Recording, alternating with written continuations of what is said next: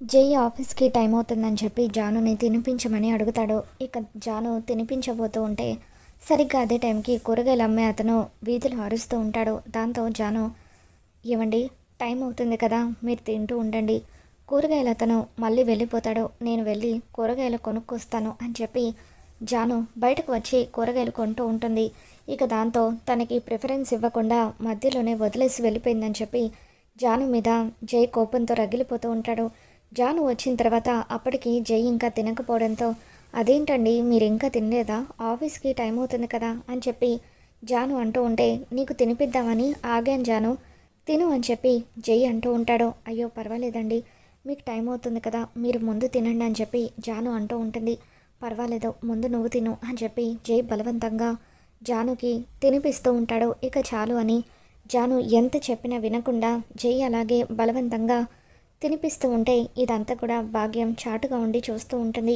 ఇతనేంటి మరి ఇంత సైకోలా ఉన్నాడు, వద్దు వద్దు అంటున్నా అలా బలవంతంగా నోట్లో కుక్కేస్తున్నాడేంటి అని చెప్పి షాకింగ్గా చూస్తూ ఉంటుంది. అలా జై బలవంతంగా జానుకి తినిపిస్తూ ఉండడంతో జానుకి వామిటింగ్ అవుతుంది.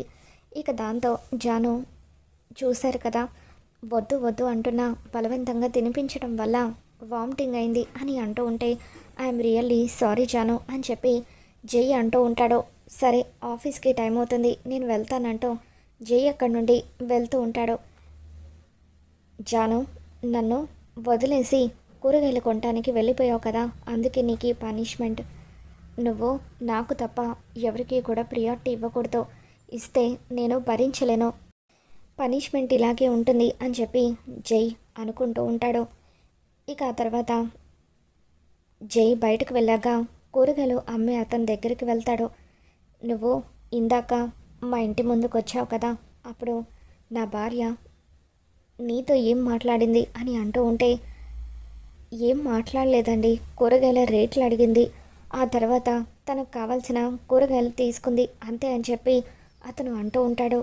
ఇక దాంతో అంతేనా అంటూ, అయినా నువ్వు సరిగ్గా నేను టిఫిన్ తినే టైంకి కూరగాయలు అమ్మడానికి అటువైపుగా రావాలా అని చెప్పి అంటూ ఉంటే, అప్పుడు ఆ కూరగాయలు అమ్మే అతను, సార్, మీరు టిఫిన్ చేస్తున్నారన్న విషయం నాకెలా తెలుస్తుంది సార్, ప్రతిరోజులాగే నేను ఈ వీధిలో కూరగాయలు అమ్ముకుంటూ వచ్చాను, అలాగే ఈరోజు కూడా వచ్చాను అని చెప్పి అంటూ ఉంటే, ఇంకెప్పుడు కూడా నువ్వు మా వీధిలో కూరగాయలు అమ్మడానికి రాకూడదు అని చెప్పి జై అంటూ ఉంటాడు. నన్ను కూరగాయలు అమ్ముకోవద్దని చెప్పడానికి మీరెవరని చెప్పి కూరగాయలు అమ్మే అతను జైతో అంటూ ఉంటే, అప్పుడు జై బలవంతంగా గుప్పెడు పచ్చిమిర్చి తీసుకొని ఆ కూరగాయలు అమ్మే అతని నోట్లో కుక్కేస్తాడు. చూడు, రేపటి నుండి నువ్వు మా వీధిలో కనపడాలి, అప్పుడు నీకు ఇంతకంటే ట్రీట్మెంట్ ఘోరంగా ఉంటుంది అని చెప్పి జై అతన్ని బెదిరిస్తూ ఉంటాడు. ఇక దాంతో, నువ్వెక్కడ దొరికావయ్యా బాబు అంటూ కూరగాయల బండి తోసుకుంటూ అతను అక్కడి నుండి వెళ్ళిపోతూ ఉంటాడు. ఇక భాగ్యం ఇంటికి వెళ్తూ ఇదంతా కూడా చూస్తూ ఉంటుంది. వామ్మో, వీడు ఒక పెద్ద సైకోలా ఉన్నాడు, అసలు వీడి దగ్గర మా ఆయన ఎలా పనిచేస్తున్నాడో ఏంటో అని చెప్పి భాగ్యం అలా వెళ్తూ ఉంటే, అప్పుడు భాగ్యం భర్త తనని బైక్ ఎక్కించుకొని తీసుకువెళ్తూ ఉంటాడు. ఏంటి, ఏం చేస్తున్నావు, ఎందుకు మా సార్ని అలా చూస్తున్నావు అని అంటూ ఉంటే, ఏం చెప్పమంటావు, వీడొక పెద్ద సైకోలా ఉన్నాడు, ఇందాక భార్యను తిను అంటూ బలవంతంగా కుక్కి కుక్కి టార్చర్ చేశాడు, ఇప్పుడేమో కూరగాయలు అమ్మేవాడితో నా భార్య నీతో ఏం మాట్లాడిందని టార్చర్ చేస్తున్నాడు, ఇప్పుడు అర్థమైంది, మాటలు రాని వినిపించని పని మనిషిని వీడు ఎందుకు అడిగాడో అని చెప్పి భాగ్యం అంటూ ఉంటే, మెల్లిగానే వాడసలే నిజంగా పెద్ద సైకో, ఏదో ఎక్కువ డబ్బులు ఇస్తున్నాడు కదా అని చెప్పి నేను వాడి దగ్గర పనిచేస్తున్నాను, లేకపోతే ఎప్పుడో మానేసి ఉండేవాడిని, వాడికి కనుక ఇప్పుడు మనం ఇలా మాట్లాడుకున్నామన్న విషయం తెలిస్తే అంతే సంగతులు, మన ఇద్దరిని కూడా చంపి పాతేస్తాడు, వాడితో నువ్వు జాగ్రత్తగా ఉండు అని చెప్పి రేపటి నుండి నువ్వు ఆ ఇంట్లో మరింత జాగ్రత్తగా పనిచేయాలి, వాడికి కొంచెం కూడా నీ మీద డౌట్ రాకూడదు అని చెప్పి జై దగ్గర పనిచేసే వ్యక్తి తన భార్యకు చెప్తూ ఉంటాడు.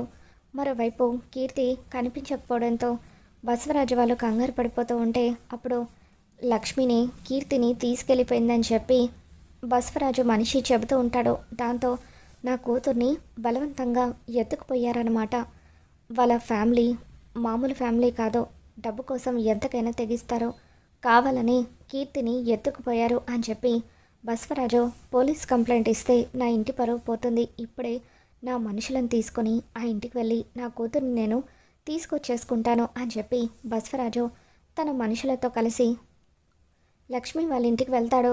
ఇక అక్కడికి వెళ్ళిన తర్వాత నా కూతురు కీర్తిని నువ్వే ఎత్తుకొచ్చావు కదా, మర్యాదగా నిజం చెప్పు, నా కూతురు ఎక్కడా అని బసవరాజు అడుగుతూ ఉంటే, ఒక్క నిమిషం అన్నయ్య గారు, కీర్తి గదిలో ఉంది, ఇప్పుడే వెళ్ళి తీసుకొస్తాను అని చెప్పి లక్ష్మి తీసుకురావడం కోసం అని చెప్పి లోపలికి వెళ్ళేసరికి అక్కడ కీర్తి లేకపోవడంతో అంతా ఒక్కసారిగా షాక్ అవుతూ ఉంటారు. అన్నయ్య గారు, కీర్తి కళ్ళు తిరిగి పడిపోతే నేను ఇంటికి తీసుకొని వచ్చాను. తను ఇంతకటి వరకు కూడా ఇక్కడే రెస్ట్ తీసుకుంటూ ఉంది. ఇప్పుడు ఏం జరిగిందో తెలీదు, ఎక్కడికి వెళ్ళిందో తెలీదు అని అంటూ ఉంటే నాకు ఇప్పుడు అంతా అర్థమైంది. నా కూతుర్ని మీరే దాచిపెట్టారు కదా, మిమ్మల్ని నేను అస్సలు నమ్మను. నా కూతురు కళ్ళు తిరిగి పడిపోవడం కాదు, నువ్వే మత్తుమందిచ్చి దాన్ని కిడ్నాప్ చేసి ఉంటావు అని చెప్పి, రే వీళ్ళిద్దరిని బండిలో ఎక్కించండి, వీళ్ళకు బుద్ధి చెప్తే కానీ నా కూతురు ఎక్కడుందో నిజాన్ని బయట పెట్టరు అని చెప్పి బసవరాజు అంటూ ఉంటాడు. ఇక దాంతో బసవరాజు మనుషులు లక్ష్మిని శ్రీనివాస్ని ఒక చోట కట్టిపడేస్తారు. ఇక దాంతో వాణి ఎంతగానో కంగారు పడిపోతూ బసవరాజు ఇంటికి వచ్చి తులసికి ఈ విషయం చెప్పాలనుకుని, తులసి కీర్తి ఇంటి నుండి వెళ్ళిపోయింది, దాంతో కీర్తి కనిపించడం లేదని అత్తయ్యని మామయ్యని మీ మామయ్య వాళ్ళు ఎక్కడికో కిడ్నాప్ చేసి తీసుకెళ్ళిపోయారు, ఏం చేస్తారు ఏంటోనని కంగారుగా ఉంది, అసలే మామయ్యకి ఒంట్లో కూడా బాగోలేదు కదా అని చెప్పి వాణి అంటూ ఉంటుంది. మీరేం కంగారు పడకండి, అత్తయ్యకి మామయ్యకి కీర్తికి ఏమీ కాదు, నేను వెళ్ళి వాళ్ళని తీసుకొస్తాను అని చెప్పి సిద్ధు అంటూ ఉంటే, నేను కూడా మీతో పాటు వస్తానని చెప్పి తులసి అంటూ ఉంటుంది. ఇక సిద్ధుకి బసవరాజు మనుషుల్ని కిడ్నాప్ చేయించినప్పుడు ఎక్కడెక్కడ దాచిపెడతాడో మొత్తం కూడా ఐడియా ఉండడంతో అప్పుడు వాళ్ళకున్న రైస్ మిల్ దగ్గరికి వెళ్తాడు.